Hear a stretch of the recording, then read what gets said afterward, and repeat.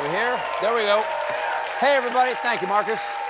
Welcome back, my friends. You know my first guest as America's favorite weatherman. He's been with NBC for over 45 years. Please welcome to The Late Show, Al Roker.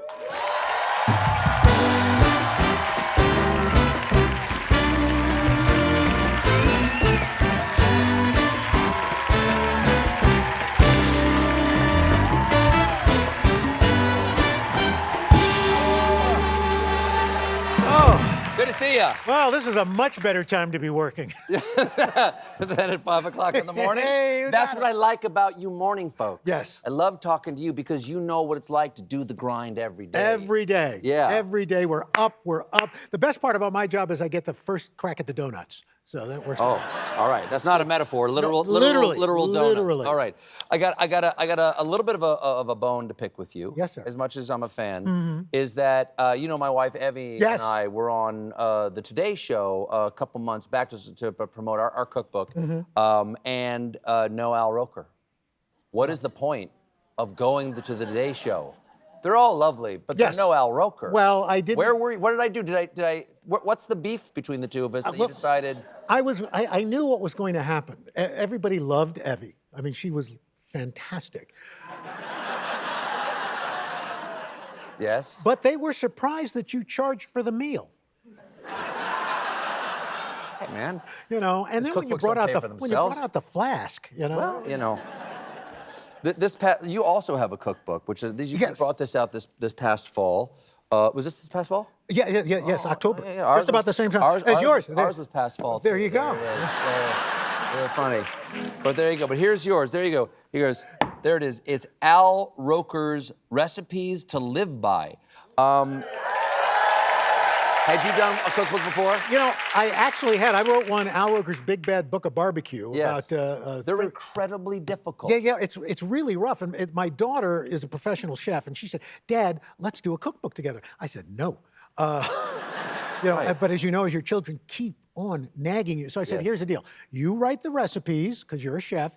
I'll write the head notes. I'll do the easy stuff. Right. But it was great, because my mom never wrote down recipes. My grandmother did. So she had to literally reverse engineer all the foods I would talk to her about. She remembered, eating some of my mother's food. But she came up, she did just I'm so proud of her, Courtney Roker. So Courtney, your daughter is so, she's a professional. Yes. But do you cook?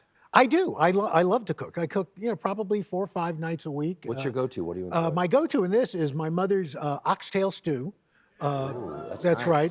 And boy, can they holler. You got to catch them first. Yeah, it's rough. Yeah. And then my mother's pineapple upside down cake. Oh, you don't see that. You don't see that enough anymore. It's making a big comeback. Do you put the cherry inside of the little pineapple and you turn it back over? For the longest time, I thought pineapple actually grew in a can. Came with a little hole in the middle, Mm-hmm. Who knew? What is it you like about cooking? It's like a love language. You cook for the people you love, and you provide them a meal, and then they have to clean the dishes. That's nice. Our book, again, our book, Does This Taste Funny? Our book, it's a lot of low country recipes from Charleston, South Carolina. Yes. Now, in your book, there you go, Al Roker's Recipes to Live By.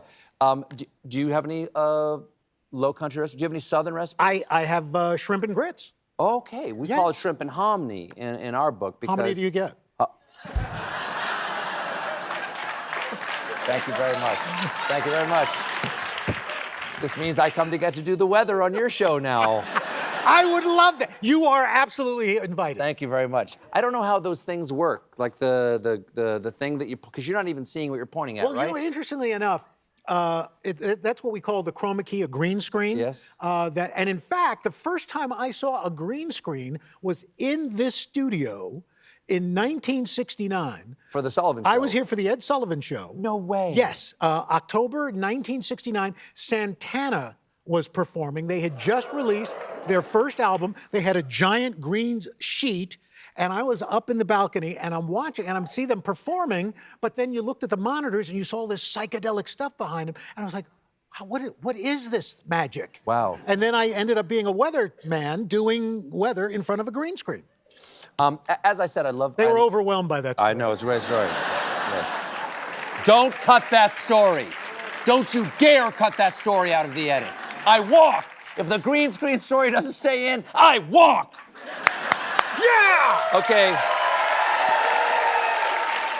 I love the book. It's a beautiful book. Thank you. I think everybody should buy this book. Here's my problem. What's your problem? Okay, here's your problem. Take a look at this. Okay, shrimp tikka masala. Yeah. Delicious recipe. Look at those shrimp. Look at that. Yeah. They still have the tails on the shrimp. What the hell, Al Roker? Why do you put tails on shrimp in a sauce? I've got tails on these shrimp, I know. You also have tails on these shrimp, too. You have tails on your shrimp and hominy shrimp. What the hell is going on? Am I supposed to roll up my sleeves, put on a poncho, and detail the shrimp myself? Why would you? They're like toenail clippings, Al. What, would you leave a hoof on a burger? Why would you do that? It's such a beautiful book destroyed. It's a little handle. You pick them up. But you don't eat shrimp and grits with your hands. Sure you do. You do not. You just grow. You should try it. It's so good. You disappoint me, Al Roker. Buy the book. It's a fantastic book. It's a fantastic book. Yeah, exactly. There you go.